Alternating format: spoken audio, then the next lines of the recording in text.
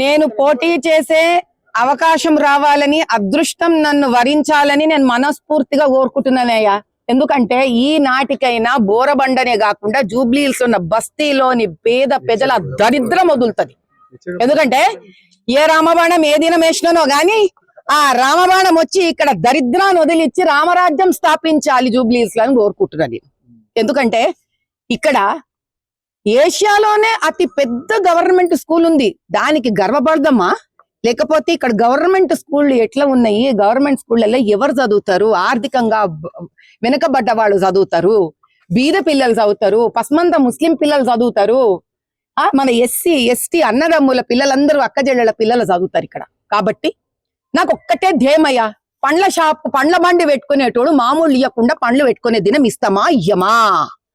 ఇల్లు కట్టుకోవాలంటే, ఒక బోరింగ్ వేసుకోవాలంటే, ఒక చిన్న చత్తు వేయాలంటే మామూలు లేకుండా వేసుకుంటామా వేసుకోమా? పిల్లలకి ఎందుకు ప్రైవేట్ స్కూళ్ళకు పోవాలి? ఎందుకు మనము గవర్నమెంట్ స్కూలే ప్రైవేట్ స్కూల్ అంత గొప్పతనానికి తీసుకురాకూడదు అని ఒక రోజన మార్పు తీసుకురాగలుగుతామా లేదా?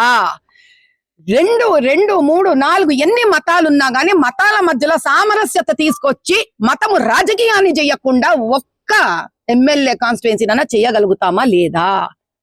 ఇన్ని వాగ్దానాలు చేస్తారు మొత్తం జర్నలిస్ట్ ప్రపంచానికంతా. ఒక్కసారైనా నిజంగా జర్నలిస్ట్ ప్రపంచానికి ఒక 1 బెడ్రూమ్ 2 బెడ్రూమ్ ఇల్లు కట్టియగలుగుతామా లేదా? హాస్పిటళ్ళని గవర్నమెంట్ హాస్పిటల్ మురుగువాసనలు చేసుకుంటా ప్రైవేట్ హాస్పిటల్ కు దోలిస్తున్నా పెద్దవాళ్ళందరము కనీసం ఒక్క నియోజకవర్గంలోదైనా బీదవాడికి, మధ్యతరగతి కుటుంబానికి ఒక నిజమైన హాస్పిటల్ వానికి ఇస్తామా లేదా? ఈ ప్రశ్నలకు జవాబు ఇవ్వడానికి నాకు టికెట్ ఇస్తే గెలుచుకుంటే ప్రశ్నలకు జవాబు ఇచ్చి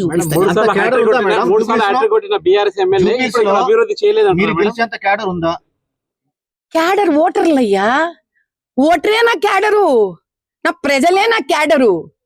అనంతకోటి ప్రజల్ని పెట్టుకొని క్యాడర్ ఉందా అని అడతావేం స్వామి? ప్రేమించే మనసు నాకుంది, నన్ను ప్రేమించే మనసు వాళ్ళకుంది. 3 సార్లు హ్యాట్రిక్ కొట్టిన ఇక్కడ బీఆర్ఎస్ నుంచి గెలిచిన ఒక ఎమ్మెల్యే అంటే ఇక్కడ అభివృద్ధి చేయలేదంటారా? నేనేం చెప్పక్కర్లే, నువ్వు నీ కెమెరా తీసి ఇంకా రోడ్డు మీద చూపించుకో, నీకు అర్థమైపోతుంది. ఎందుకయ్యా మనకి మాటలు ప్రూఫ్లు ఉండంగా మాటలు మాట్లాడే అవసరమే లేదు. నువ్వు ఈడ 3 సార్లు గెలుచుకుంటున్నావు. మా ఎంఐఎం పెద్ద ఆయన అయితే 50 ఏళ్ల సంది గెలుచుకుంటుండు కదా. ఎన్నేళ్ళు గెలుచుకుంటే ఏంది? రక్తంలాగా ప్రజల్ని ఇట్లా లాగేంత వరకు. బీజేపీ వస్తే మాకు ఇస్తారా మరి? జర్నలిస్ట్ ఇస్తారా? బీజేపీలో నన్ను నిలబెట్టి నేను గెలిస్తే గనక ఈ రోజు వాగ్దానం చేస్తున్నానయ్యా, నేను బిచ్చమడుకొని వచ్చిన ఇండ్లు కట్టించి బీజేపీ వాళ్ళకి, మన జర్నలిస్టులకి నేను ఖచ్చితంగా ఫ్లాట్ ఇస్తా. ఇది ఓపెన్ గా డిక్లరేషన్ ఇస్తున్నా నేను. బీజేపీ కాంగ్రెస్ కలిసి ఉన్నదని చెప్తారు కేటీఆర్ గారు, దాని గురించి ఏమంటారు? నాయన ఏం మాట్లాడగలుగుతాం బీఆర్ఎస్ గురించి చెప్పు? ఈ గోడ మీద పిల్లి వాటం అనే ఒక తెలుగు సామెత ఉంది స్వామి, దాని మీద నిలబడి ఉంటారు వీళ్ళందరూ. ఒక దినం ఇటు మాట్లాడతారు, ఒక దినం అట్లా మాట్లాడతారు. ఇప్పుడు నువ్వు ఇదే కాంగ్రెస్ దగ్గర పో, కాంగ్రెస్ ఏమంటది? బీఆర్ఎస్ బీజేపీ కలిసి ఉన్నది అంటది. వీళ్ళకి ఎవడు కలిసి ఉంటే ఎందుకు? నువ్వు చేసే పని నువ్వు చేయరాదు ప్రజలకి? ఎందుకు ఈ మాటలతో? ఎందుకు నీకు? నాకు నేను ట్రస్ట్ తరపున ఎన్ని కార్యక్రమాలు చేయాలో నేను అన్ని నా నియోజకవర్గానికి చేసుకుంటా, దీనికి చేసుకుంటా. అర్థమైందా? కానీ టికెట్ నాకు డిక్లేర్ చేసిన నాడు మాత్రం ఇంచు నడుస్తా నేను మొత్తం జూబ్లీహిల్స్ బస్తీమే సవాల్. 16 గంటలు గానీ, అది 18 గంటలన్నా గానీ నడుస్తా, తిరుగుతా, ఇంటింటికి వెళ్తా, తెలుసుకుంటా, కష్టపడతా, నా వాళ్ళు నన్ను గెలిపించుకునేటట్టు చేసుకుంటాను.